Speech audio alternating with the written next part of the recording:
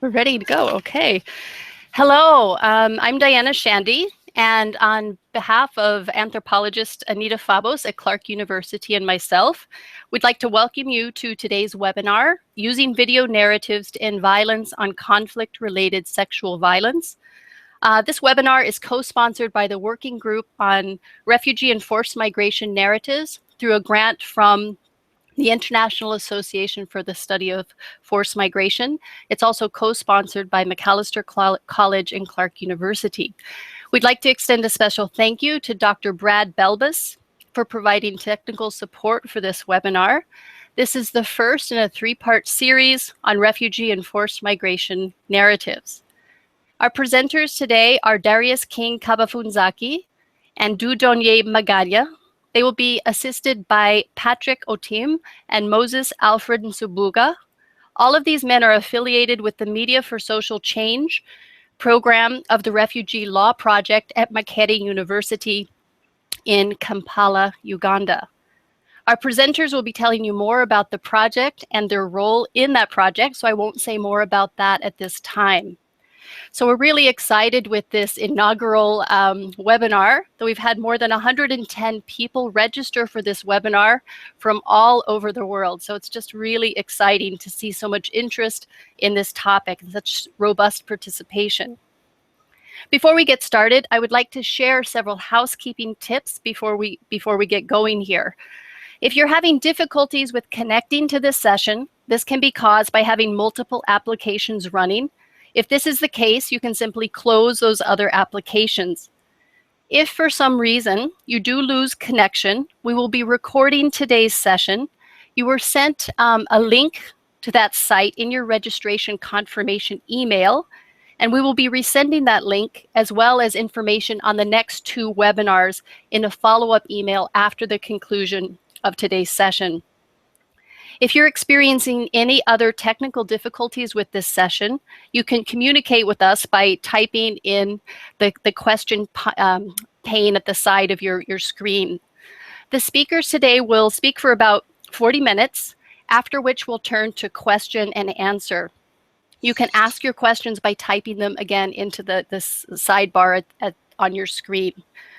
Our technology would not allow us to both show the video stories and presenters' faces. These are, however, available to you now in the description for the session, and we will send those to you again afterward. For the media-savvy people among you, we encourage you to tweet this session at #RefugeeNarratives. So without further ado, thank you to everyone for joining us. I will now turn it over to Darius King and Dieudonne. Thank you, Diana, for that wonderful introduction.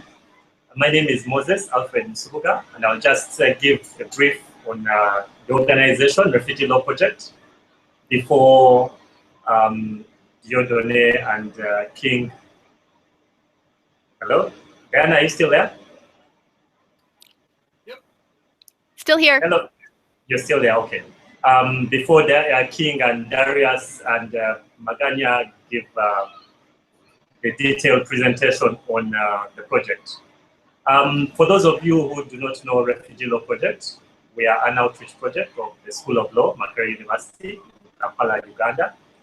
And our mission, the mission for the organization, is to empower all forced migrants that we receive in Uganda, that is asylum seekers, refugees, internally displaced persons, and deportees, as well as their host communities, to enjoy their human rights and live dignified lives while in Uganda. The organization was started way back in 1999, and over the years, the scope has broadened from just providing legal aid to these forced migrants to several other issues that we do work on, that we deliver through 5 thematic programs currently. And I'll just give you a brief on each of the 5 thematic programs. The first would be the Gender and Sexuality program. And that one briefly to explain, just handles issues that are related to the sexual gender-based violence that many of these forced migrants face, on top of offering psychosocial support to the clients.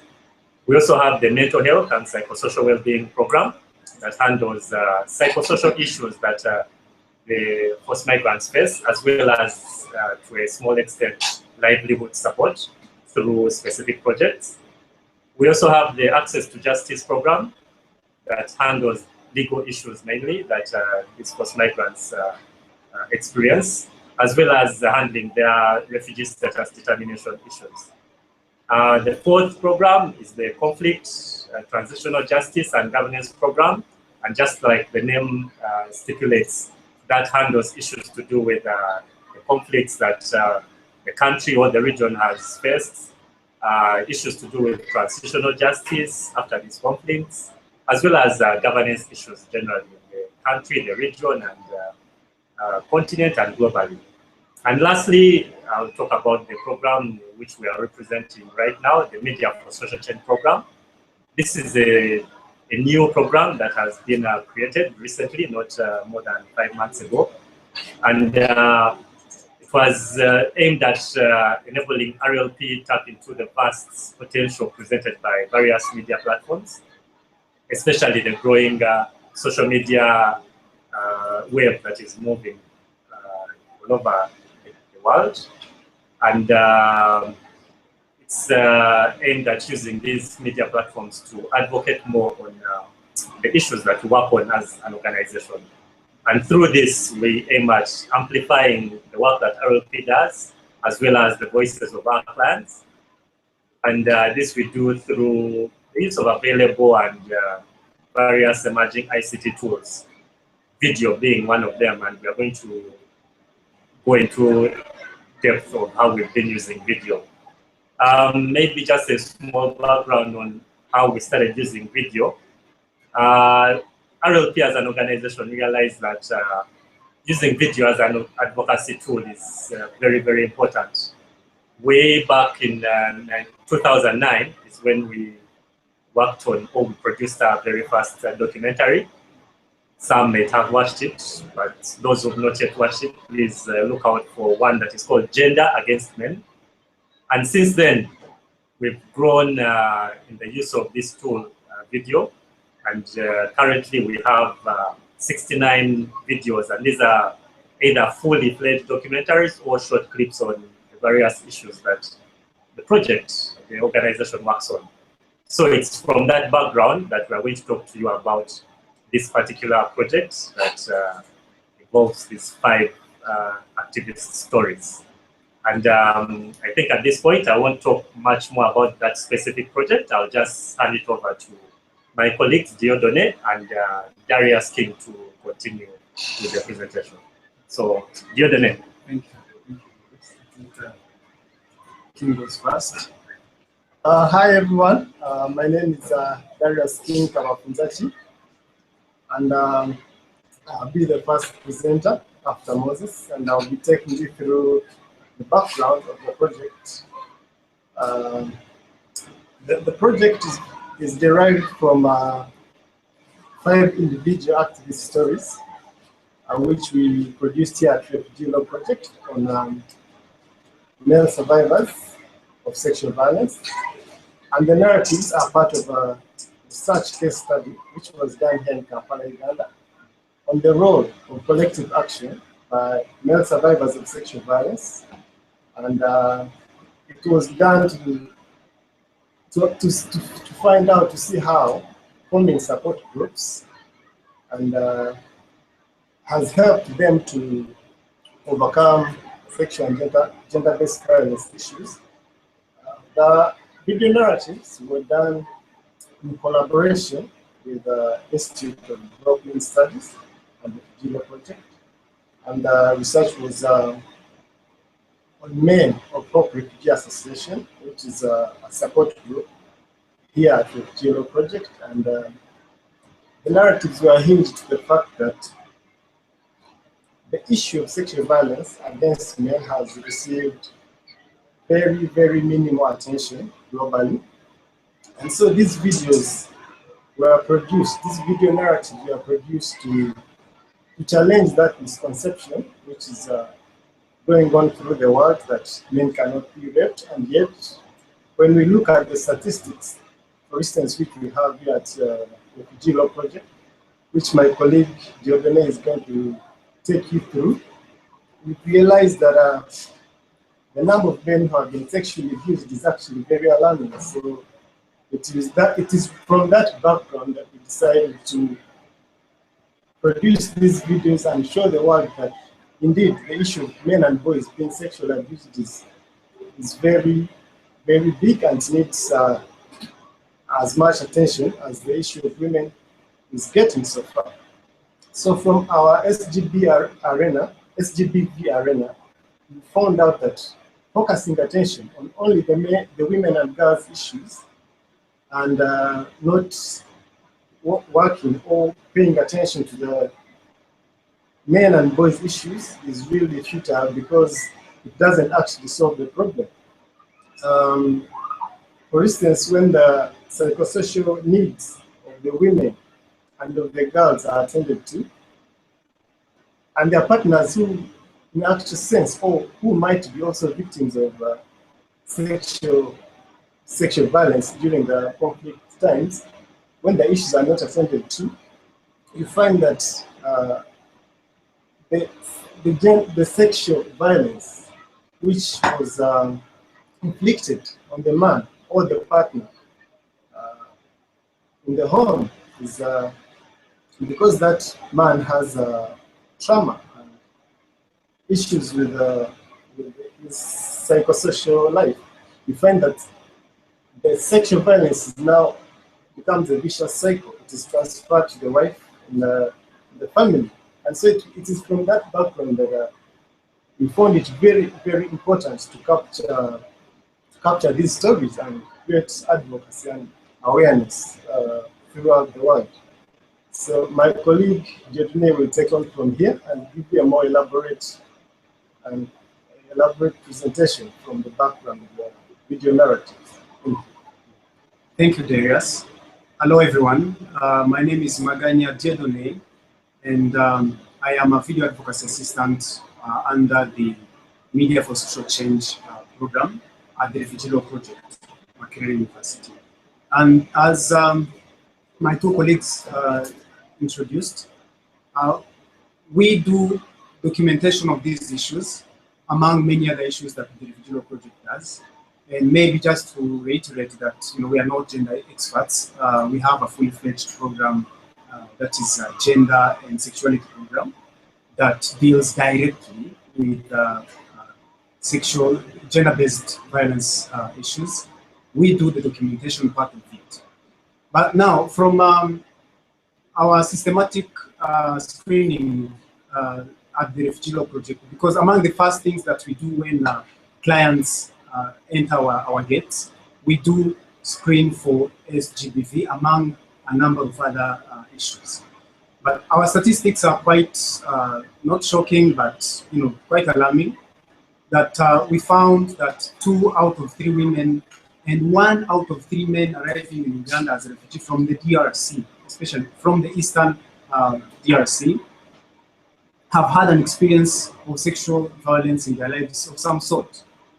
And this is definitely not very, very shocking to many of you who may know that at some point this part of the world was not termed to be the capital city of world violence, or sexual violence especially for that matter.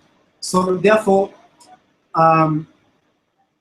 we've taken up this issue very, very seriously, and that's why actually we have a fully-fledged program to deal with these matters. So through personal video interviews that came, as my colleague just said, from this recent study that the Refugee Law Project partnered with IDS at the University of Sussex, the study sought to elicit perspectives of survivors of violence to better understand and respond to their plight. And mostly, we've got a number of support groups that the Refugee Law Project has helped form in order to respond to their SGBV problems. But these particular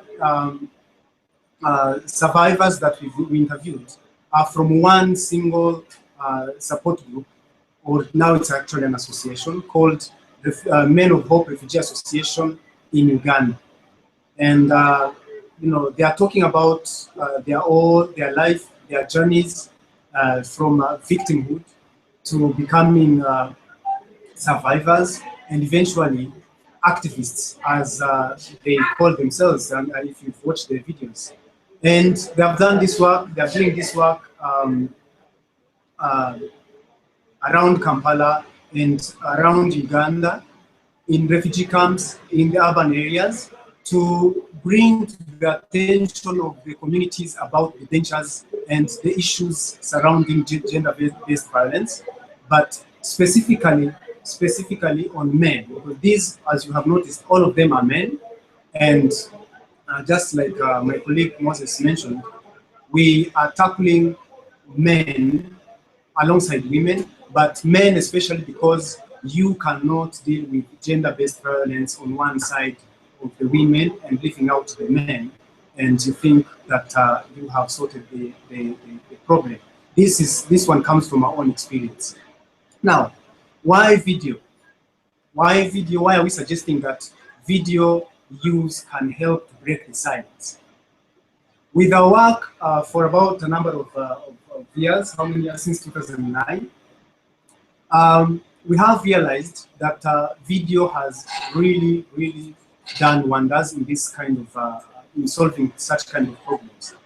I'll just take you through one example. There's a video called They Slept With Me, for some of you who follow us on our website, YouTube channel.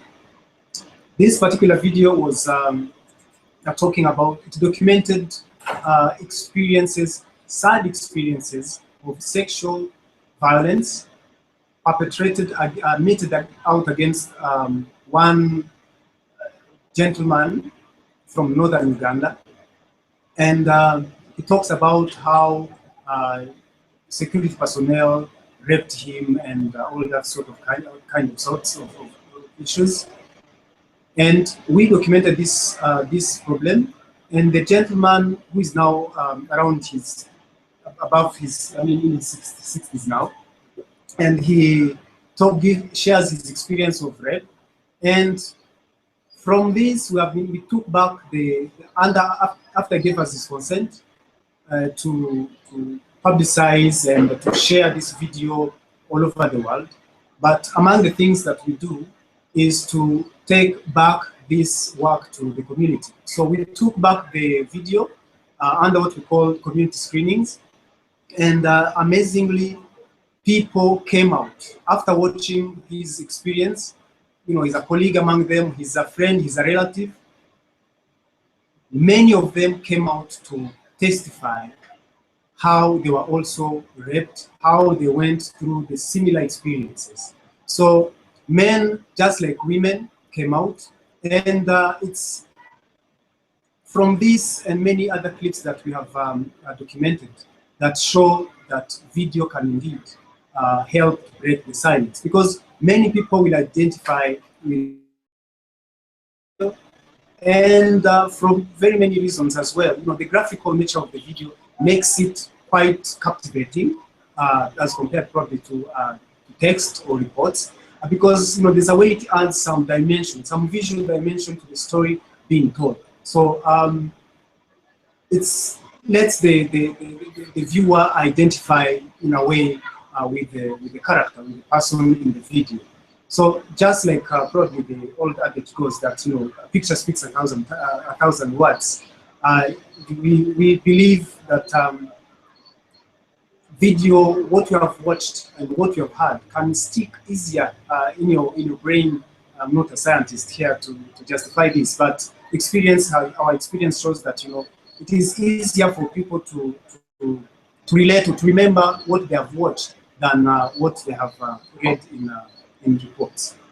But also one experience that we've had from documenting, especially these recent ones, you know, if you've watched some of these, from Thierry to Stephen and Alain Kabenga, you know, they tell you that, you know,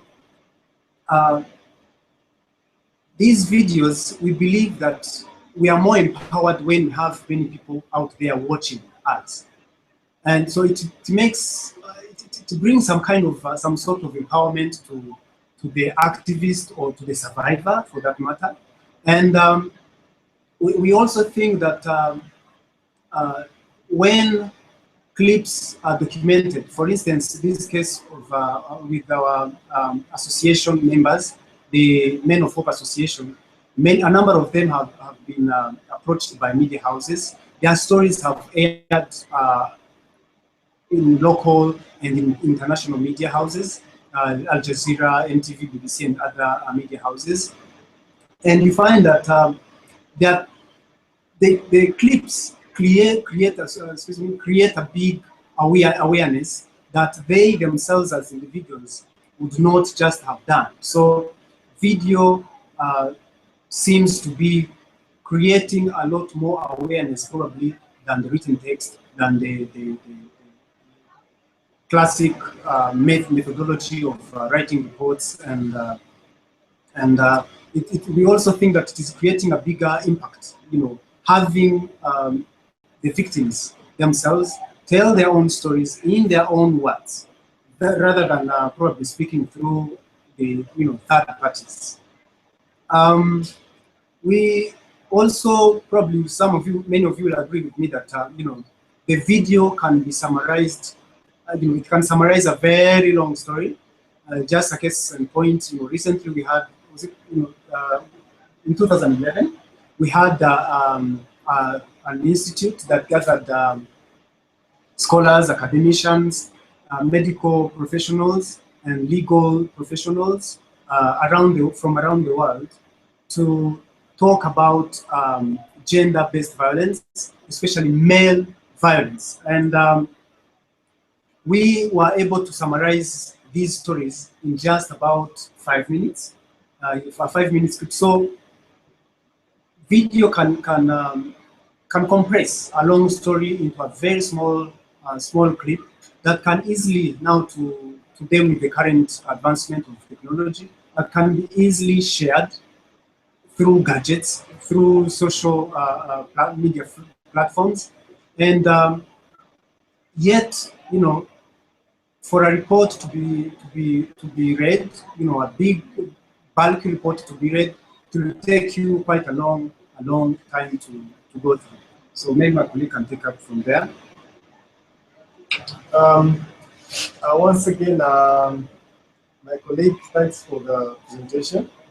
Right now, I will be taking you to the challenges that we face in producing these videos. Even though video seems to be a very efficient and effective method of bringing out this information, it is not smooth all the way. There are several challenges which we encounter during this production of these videos, both with the characters that we work with, at the same time technical.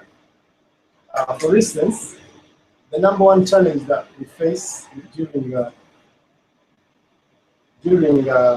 producing of these video narratives, one of them is the issue of insecurity for the character. Because of the sensitivity of the issue of SGBV, male victims or male survivors of sexual violence don't usually want to talk on camera because of the sensitivity of the issue. And this is because they are in fear that the perpetrators who inflicted that sexual violence on them might follow them up, because like the characters in the video narratives which we shared with you earlier on are from the Democratic Republic of Congo.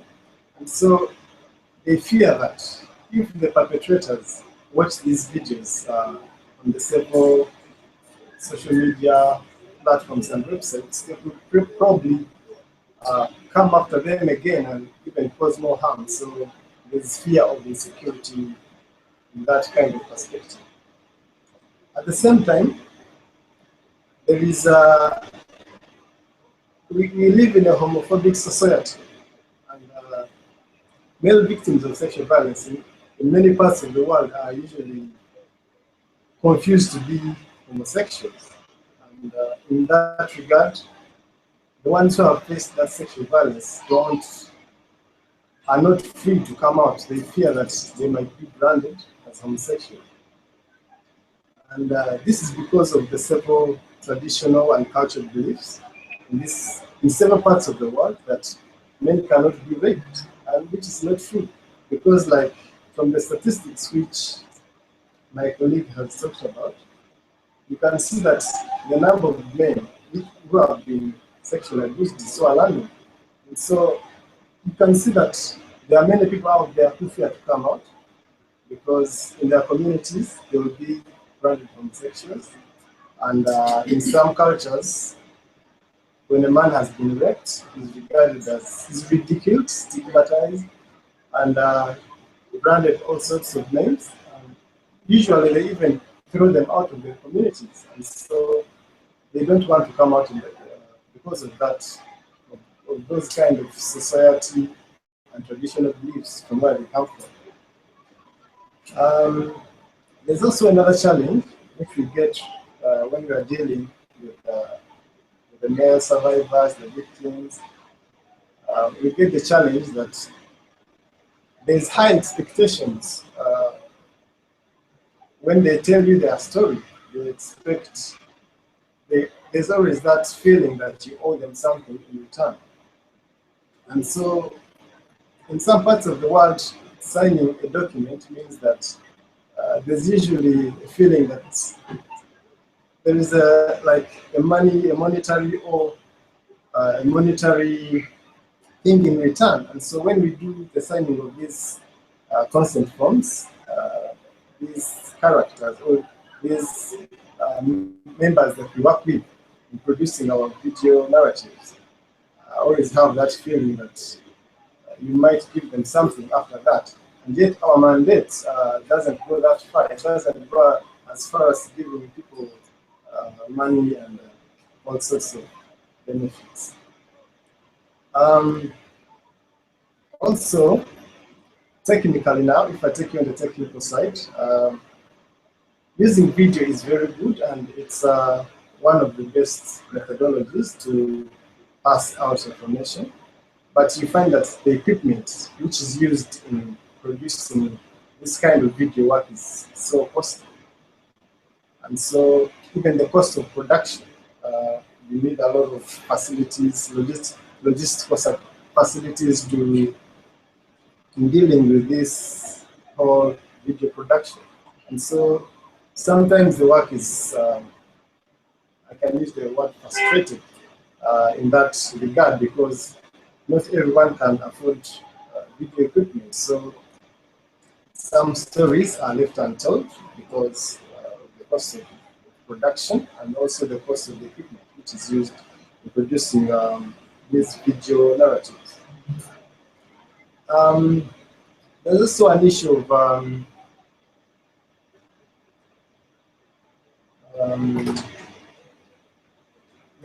issue of insecurity still on the people who are producing these stories. Like we who are the video people, when the communities outside there see you taking stories of these male victims of sexual violence, and because those victims or those characters have already been branded as homosexuals, so when they see you documenting their stories, they think that you're promoting homosexuality, or they think that you're also homosexuality, and yet you're just trying to create awareness and advocacy for these very, very survivors who are going through very difficult times in their lives. And so that is a very big challenge that we, the video people, also face. And then we also realize that during our community video screenings, the numbers people who turn up is overwhelming. And it's overwhelming for us to really handle them and maybe document all their stories, and then that leaves a gap. That leaves very, very, very, very many stories untold in that regard. And then there's also frustration from sometimes governments and authorities. There's frustration when you're trying to document certain stories. For instance, in some refugee settlements here, where we come from, you're not allowed to go in those refugee settlements with a camera. And yet, that's where forced migrants, the biggest number of forced migrants, that's where they reside.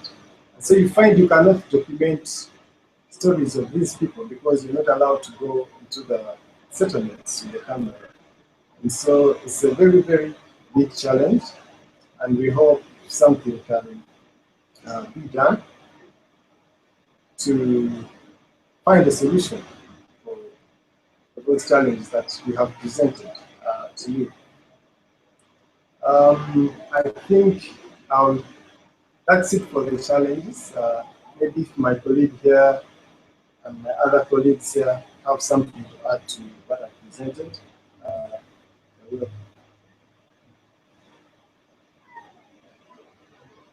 Yeah, I think my colleague also shared something to do with the authorities.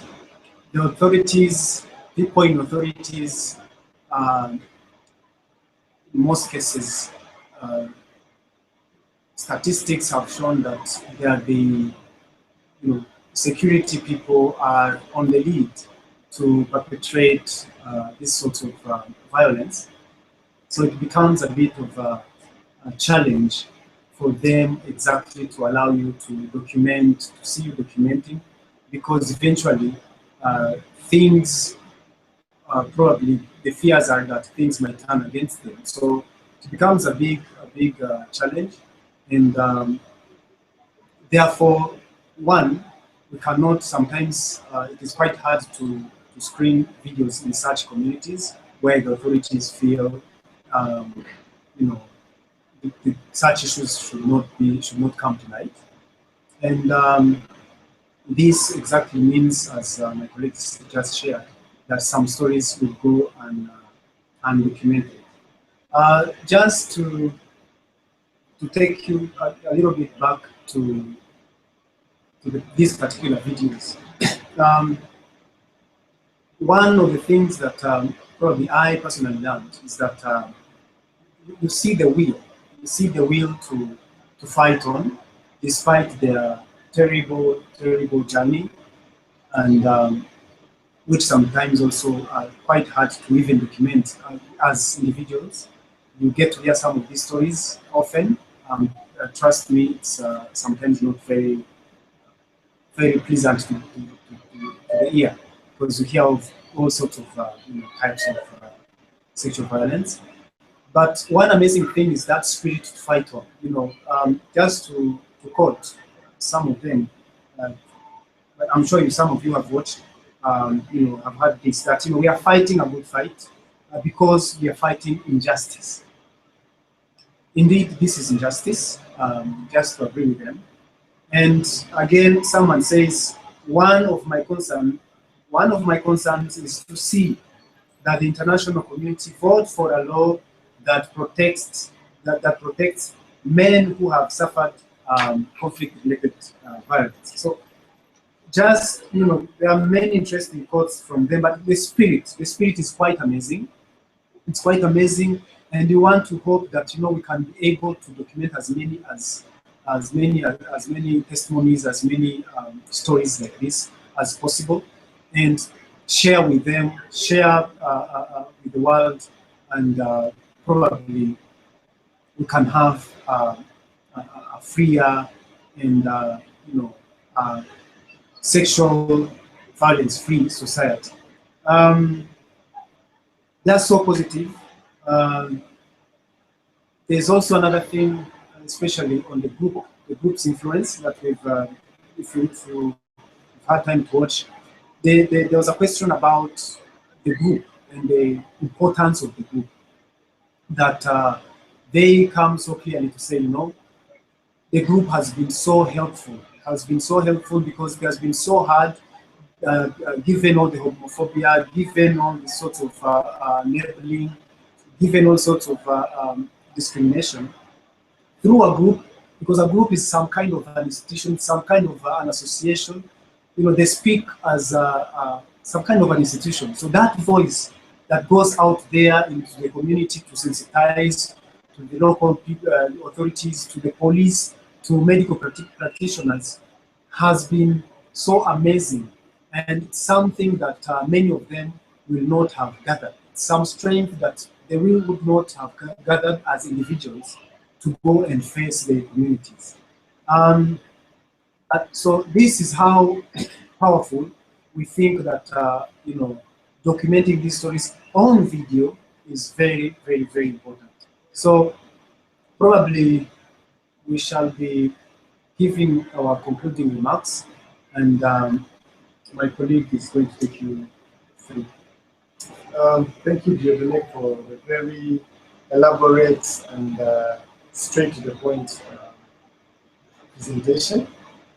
This is going to be our concluding remarks about the whole project we have done, the video narratives which we have produced, working with male victims or male survivors who have now become activists, working with them in producing these video narratives. So our concluding remarks will be, for a very long time, text has been so dominant in disseminating information. So however, through the advancing technologies, video has become very powerful tool in advocacy in issues such as SGBV. And used alongside our traditional research methodologies, we have realized that video can help in validating reports and in the fight against GBV. Here at RLP, it has really proved that it can capture the survivors' emotional testimonies. It can capture their stories in depth and project them out there more, I think, in a better way. And also, it has proved that it's a very good tool in encouraging those who have never come out, those who have been silent, encouraging them to really come out and break this silence, so that we create awareness globally, advocacy, and to find a solution for this very, very big problem. So my colleague can also add something to the conclusion.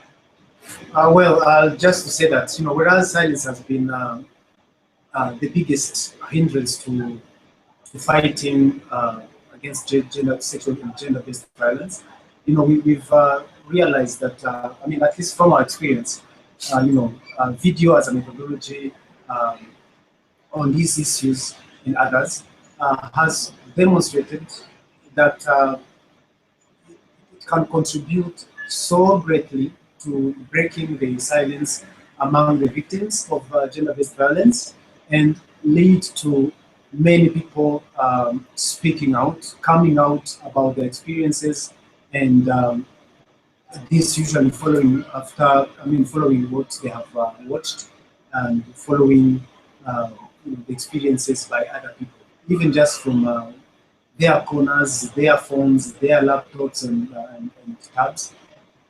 Lives can be changed. So we thank you, and we are going to welcome any questions, and we shall be answering. My colleagues will help us also answer any question as we can. So thank you. Back to you, Diana.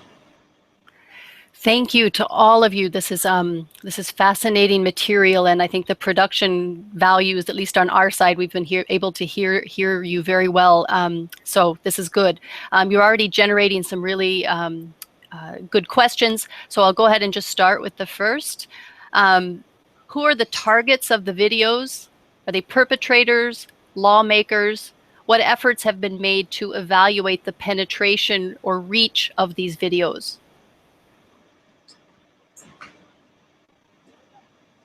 Yeah. Okay. The target is everyone. The target is anyone who can access the video. The target is the victim who is hidden in his cocoon somewhere, locked up in his mind. The target is the donor who can give a penny, a dollar to help these people. Such associations to continue with their work in sensitizing the community and breaking the silence. So the video targets everyone. Okay, maybe just to add on to that. Sorry, I didn't introduce myself. I'm Patrick Otim, and I'm a social advocacy manager within the Media for Social Change program. In terms of the target, as my colleague has already pointed out, we are in the process of creating awareness. You get? So in creating awareness, we try to disseminate this kind of information worldwide, thanks to the technology that allows us to have a wider outreach. So when we drop it there and leave it for the general public, we are trying to let everyone know about it. You know, so many people do not understand about the male rape. They only understand that it's the women that are actually raped. And the assumption that the men are the perpetrators and the women are the victims. We are trying to change that. So our first step is to just let the information trickle down in the whole globe. Then after that, we can start packaging information based on who we want to contribute towards this change that we actually fight for. In terms of perpetrators, normally anyone in power, anyone who has got the power, is fond of doing this kind of things. Our experience has seen that in conflict situations, there have been these atrocities that have been using sexual violence to inflict this kind of pain. Sometimes they feel it's a way of creating some submission in the men that probably are against their ideology or are not with them. So the studies that we continue to carry within Refugee Law Project is actually trying to dig out this kind of information.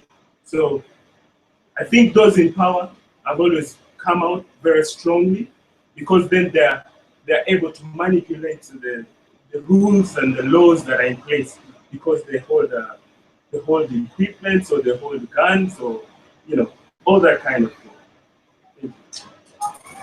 Regarding the reach of the videos, we usually share these videos through our listserv that has about 2,500 people. We have them on our websites. We share them through our social media platforms. So we believe the videos and all this work is reaching out there globally, every corner of the world. And regarding the reaching the clients themselves, the victims that we want to come out, we organize what my colleague talked about as video screenings, community video screenings, where we take the product back to the communities, be it refugees in a refugee settlement, or here at our office, or when we are up north in Gulu, in those villages and communities, and we show these videos, and you have hundreds and thousands of people watching. And it's after such sessions that other people get the courage to identify with the characters they've seen on the screen, and then approach us and tell us their own stories as well. So those are responses to that question then. Okay, another question that I think follows very well from the question that you've just responded to. Have you coordinated with Ugandan feminist activists to address gender-based violence against both women and men? In terms of coordinating with female activists in Uganda, we've done a lot. Because we've been working with within our institution, the Refugee Law Project. We have different groups that we deal with. So you have the women that have different problems, they face different problems. we are able to work with them at their level as women, because sometimes it's not very easy to mix issues of the men with the women in trying to tackle this kind of issue. So we have groups within our institution that deals with women issues. Now those programs, like the mental health and psychosocial program, including access to justice and gender and sexuality, have links with other organizations within Uganda who are feminists as well. You remember the coalition that we've been heading, the coalition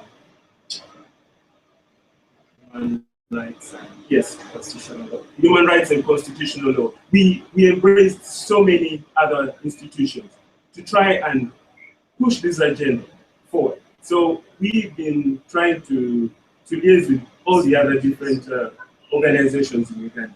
But our specialty, as my colleagues have mentioned, is media for social change. How do we use these tools to amplify the issues that come from the different programs? So we might not be the best experts to pin down this kind of question, but what we are very sure about is that in terms of outreach, in terms of reaching to different organizations, we have positively linked up either in the social media or in different conferences. We've been interacting with the different feminist groups. Yeah. Okay. Okay, so next question. So this one's more specific. Has the group been able to document stories from northern Uganda, especially among recent refugees from South Sudan?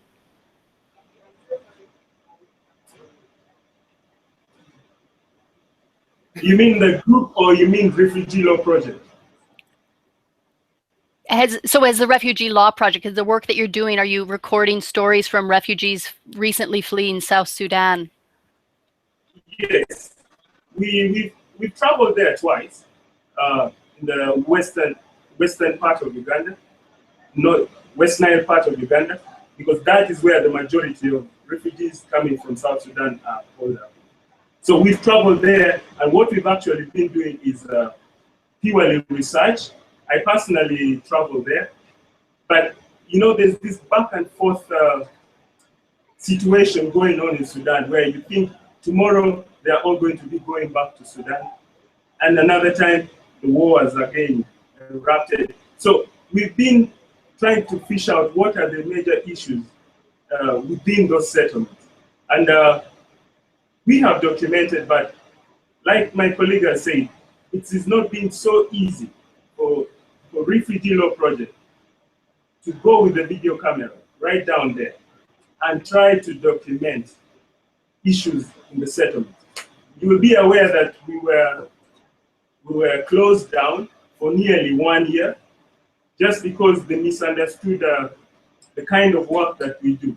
A lot of times they think working with men and boys on issues of sexual and gender-based violence is actually promoting homosexuality, which is quite a challenge to us, and it's the very reason we were closed down for close to 1 year.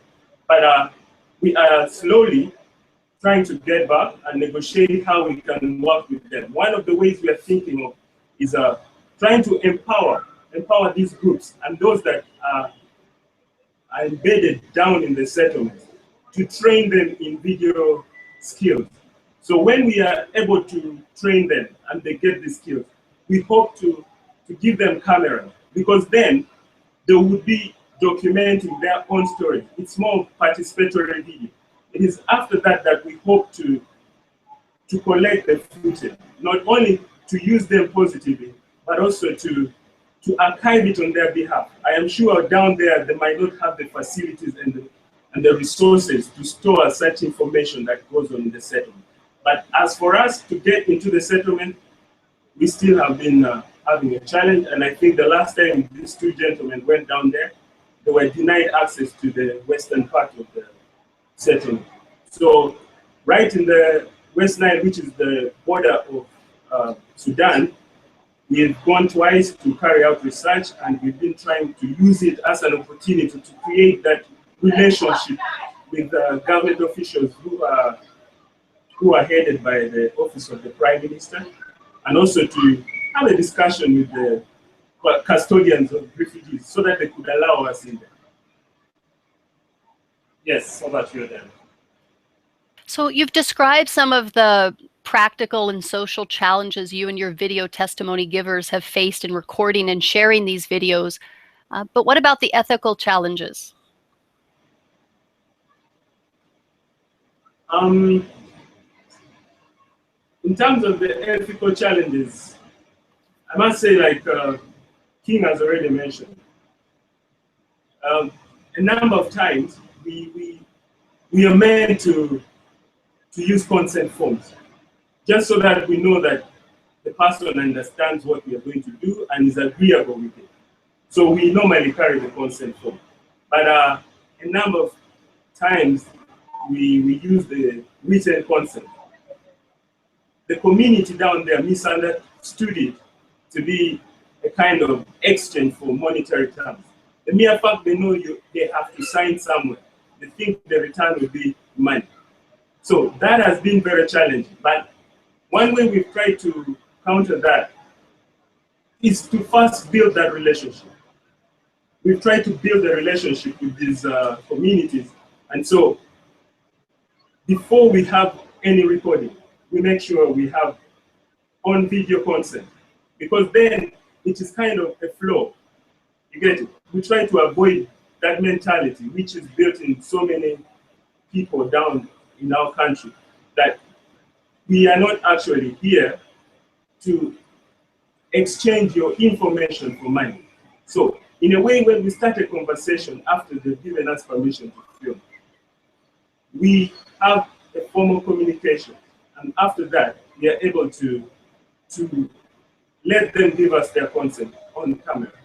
But that is not to say that it's that easy. But we try to deal with something like that.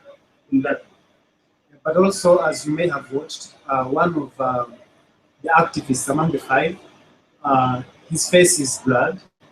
It's blurred because he did not feel that he was ready for his face to be shown. So we respected that decision. And in many of our videos, you'll find that where a person does not want his face shown, then definitely we do that. So we are very, very sensitive and very mindful of ethical issues in our work.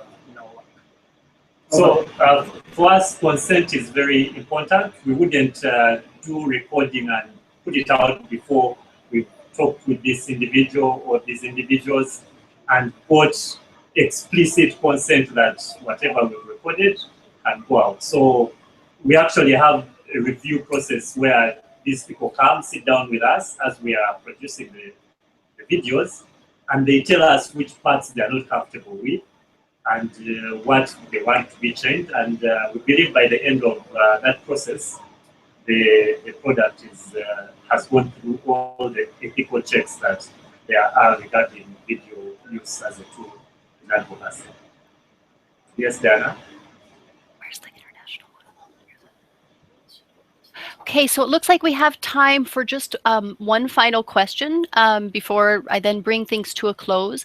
But this is following the last question about challenges. What have been the key challenges in working with international collaborations in this kind of approach and in this project? You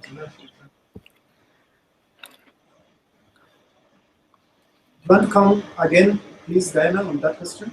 So, building on the question of challenges, what have been the key challenges in working with international collaborators in this kind of approach and in this project?